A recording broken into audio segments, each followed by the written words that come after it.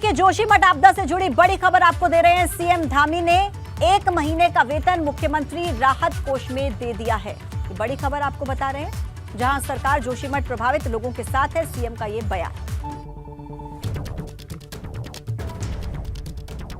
तो जोशीमठ आपदा से जुड़ा बड़ा अपडेट इस वक्त आपको बता रहे हैं। सीएम धामी ने 1 महीने का वेतन मुख्यमंत्री राहत कोष में दिया है। देखिए, आपदा प्रभावित परिवारों की पूरी मदद करेगी सरकार। मुख्यमंत्री का यह बयान। सरकार जोशीमठ प्रभावितों के साथ है। आपदा प्रभावित परिवारों की मदद करने के लिए तैयार है सरकार। पूरी मदद होगी, मुख्यमंत्री ने आश्वासन दिया है। और साथ ही साथ 1 महीने का जो वेतन है वो राहत कोष में देने का फैसला किया है। मुख्यमंत्री की तरफ से यह आश्वासन दिया गया है लोगों को कि जो भी प्रभावित हैं उन सभी के साथ है सरकार। सभी के लिए जरूरी कदम उठाए जाएंगे। सभी के साथ सरकार खड़ी है। पूरी मदद आपदा प्रभावित परिवारों को मिलेगी। मुख्यमंत्री का यह बयान। और इसी के साथ मुख्यमंत्री ने अपने 1 महीने का वेतन राहत कोष में देने का फैसला किया है। बड़ी खबर इस वक्त की। देखिए, जोशीमठ आपदा से जुड़ा एक बड़ा अपडेट।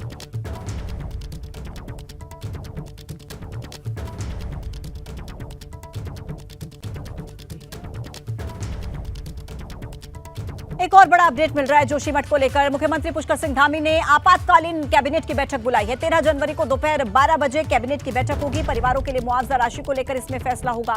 अन्य व्यवस्थाओं को लेकर भी बैठक में फैसला होगा। पर्वतीय क्षेत्रों में धारण क्षमता के आधार पर नए निर्माण करने को लेकर भी मंजूरी मिल सकती है। बड़ी खबर आपको इस वक्त की दे रहे हैं। आपातकालीन बैठक 13 जनवरी को दोपहर 12 बजे कैबिनेट की बैठक, जिसमें कैबिनेट के मंत्री मौजूद रहेंगे। परिवारों के लिए मुआवजा राशि को लेकर फैसला होगा। इसी के साथ ही अन्य व्यवस्थाओं को लेकर भी बैठक में यह फैसला किया जाएगा। पर्वतीय क्षेत्रों में धारण क्षमता के आधार पर नए निर्माण करने को लेकर भी मंजूरी मिल सकती है। महत्वपूर्ण बैठक कैबिनेट की आपातकालीन बैठक मुख्यमंत्री पुष्कर सिंह धामी ने बुलाई है। और 13 जनवरी को यह बैठक होनी है दोपहर को 12 बजे, जिसमें चर्चा इस बात पर होगी, फैसला इस बात पर होगा कि परिवारों के लिए कितनी मुआवजा राशि दी जानी है और अन्य व्यवस्थाएं क्या है। इन सभी को लेकर इस मुद्दे पर आपातकालीन बैठक में चर्चा होगी कैबिनेट मंत्रियों के साथ। और देखिए, एक और बड़ा अपडेट आपको दे दें। जोशीमठ आपदा पर आज प्रेस कॉन्फ्रेंस भी है।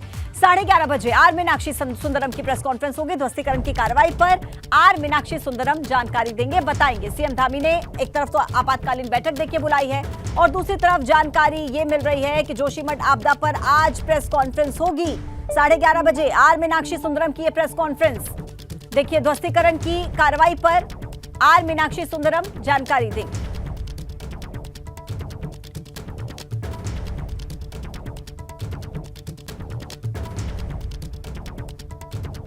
तो जोशीमठ के लोगों का दर्द क्या है, तकलीफ क्या है, वो हम आपको सुनाते हैं। इनकी खींच पुलिस वाले जाना तो तय वजह से हम यहाँ सहयोग देने के हमको पुलिस वाला बंद कर तो सरकार का सब हमको बंद कर हमारे मकान पर रूल लगा। बद्रीनाथ में दिया था, हमारे छत चाहिए, जमीन का पैसा चाहिए, ये लागू करे पर हम हार जाएंगे। मैं किसी मकान के छत से कूद जाऊंगा।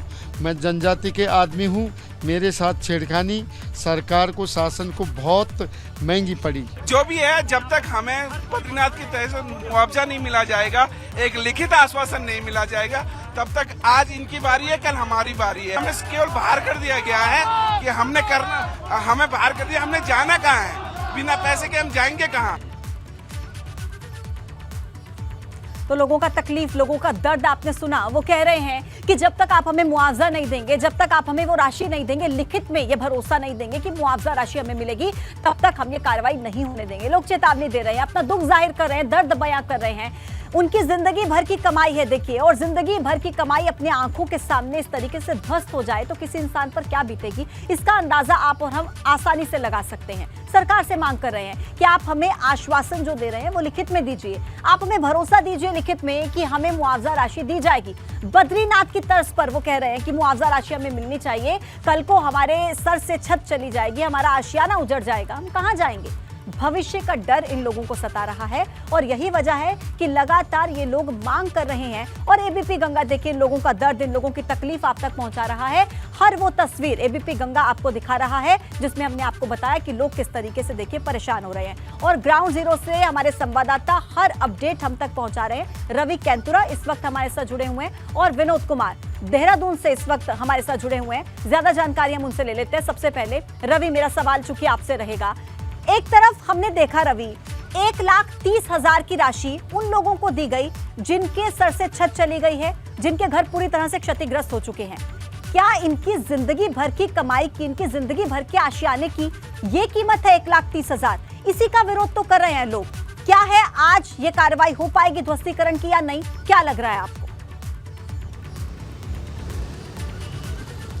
बिल्कुल, देखिए जो विरोध है वो मुआवजे का ही है, क्योंकि लोगों का यही कहना है कि कोई भी आशियाना उजाड़ने से पहले उनको ये चीज़ें स्पष्ट होनी चाहिए कि आखिर उनको इसका मुआवजा मिलेगा और कितना मिलेगा। इसके साथ ही साथ उन्होंने बद्रीनाथ की तर्ज पर मुआवजे की मांग भी की है। तो यही विरोध था और यही वजह रही कि कल चाहे वहाँ पर बिल्डिंग रिसर्च इंस्टीट्यूट के लोग आए, प्रशासन के लोग आए, लेकिन तमाम समझाने बुझाने के बाद भी लोग नहीं माने, क्योंकि उनको मुआवजे को लेकर उनकी जो मांग है वो लगातार है। और जिस तरीके से आज का एक बड़ा अपडेट मैं आपको दे दूँ कि 11:30 बजे सचिव मुख्यमंत्री आर मीनाक्षी सुंदरम आपदा को लेकर ही एक प्रेस करने वाले हैं। उसमें वो यहाँ पर अभी फिलहाल की जो स्थिति है उसको भी बताएंगे और इसके साथ ही साथ बात करेंगे कि आगे किस तरीके से जो ध्वस्तीकरण की कार्रवाई है वो होनी है, क्योंकि यहाँ पर मौसम जिस तरीके से बदल रहा है उसमें प्रशासन के पास अभी फिलहाल इतना ज़्यादा वक्त नहीं है कि वो इस पर इंतज़ार करे और जो ध्वस्तीकरण कार्रवाई है उसको कुछ बाद में करे, क्योंकि कभी भी किसी तरीके की कोई बड़ी घटना यहाँ पर हो सकती है।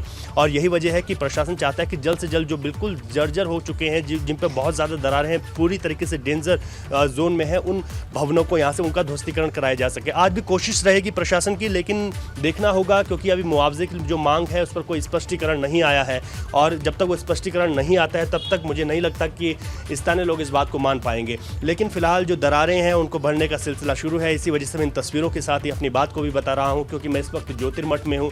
ज्योतिर्मठ जो है जहाँ पर आदिगुरु शंकराचार्य की तपस्थली और कल्प वृक्ष है उसके पास में हूँ। देखिए किस तरीके की दरारें यहाँ पर है, पूरे बिम जो है वो फटे हुए हैं। पूरे इस तरीके की जो सिचुएशन है वो पूरे हम कह सकते हैं कि जोशीमठ शहर में बनी हुई है। तो यही वजह है कि लगातार ये कोशिश की जा रही कि बहुत ज़्यादा जो इमारतें अभी यहाँ से जो दरारें आने के बाद बहुत ज़्यादा दिक्कतों में हैं, कभी भी जो है वो धराशाही हो सकती हैं, तो उनको फिलहाल हटा दिया जाए, क्योंकि पहाड़ी पर बसा हुआ शहर है, उन इमारतों के नीचे आवाजाही है, उन इमारतों के नीचे घर है, तो उस पर अभी रवि तस्वीरें देखकर ही हम समझ पा रहे हैं लोगों के मन में ये डर क्यों है, लोग क्यों इतने परेशान हैं, तस्वीरें बयां कर रही हैं। मैं आपके पास वापस लौटती हूँ, विनोद के पास एक बार जाऊंगी। विनोद, देखिए लोगों का दर्द, लोगों का क्या अगला कदम होगा ये रवि हमें बता रहे हैं, लेकिन सरकार का क्या कदम है? लोगों का विरोध देखने के बाद सरकार का क्या प्लान है, किस तरीके से आगे कार्रवाई होगी? बिल्कुल, देखिए अभी मुख्यमंत्री पुष्कर सिंह धामी की अध्यक्षता में कल एक बैठक बुलाई गई है, कैबिनेट की बैठक बुलाई है। हालांकि राज्य सरकार की ओर से इस बैठक को आपातकालीन कैबिनेट बैठक बताया गया है। इस बैठक में जिस तरह से भी जोशीमठ भू धसाव के मामले में तमाम कई ऐसे महत्वपूर्ण फैसले हैं जिसमें इस बैठक में लिए जा सकते हैं, चाहे वो पीड़ित परिवारों के लिए मुआवजा राशि हो या फिर पर्वतीय क्षेत्रों में जो धारण क्षमता के अनुरूप ही जो नए निर्माण होंगे उन तमाम निर्माणों को मंजूरी दी जाएगी। यानी एक जो संयुक्त टीमों के माध्यम से पहले तमाम जो पर्वतीय क्षेत्र हैं वहाँ की जो शहर है वहाँ पर उनका परीक्षण कराया जाएगा, उसके बाद ही जो नए निर्माण हो उसके बाद में सरकार उनको मंजूरी दी जा सकती है। महत्वपूर्ण यही है कि जिस तरह से अभी जोशीमठ में हालात सामान्य नहीं है, लगातार पीड़ित परिवार मुआवजा राशि की मांग कर रहे हैं, तो कल ये 12 बजे बैठक सचिवालय में मुख्यमंत्री की अध्यक्षता में होगी और इसमें कई महत्वपूर्ण प्रस्ताव और फैसले धामी सरकार ले सकती है। और सबसे महत्वपूर्ण यही है कि मुआवजा राशि जो पीड़ित परिवार है उनके मुआवजा राशि का ऐलान धामी सरकार कर सकती है। इसके अलावा नए भवनों और नए तमाम जो अलग अलग पर्वतीय क्षेत्रों के शहरों में नए निर्माण होते हैं उन पर जो धारण क्षमता के आधार पर जो मंजूरी है वो भी कल कैबिनेट में दी जा सकती है। इसके अलावा कई ऐसे महत्वपूर्ण फैसले हैं जो जोशीमठ आपदा को लेकर धामी सरकार ली जा सकती है और जिस तरह से पीड़ित परिवारों के माध्यम से मुआवजा राशि का ऐलान हो, उनकी अलग अलग तमाम व्यवस्थाओं को लेकर हो। बहुत धन्यवाद आपका जानकारी देने के लिए।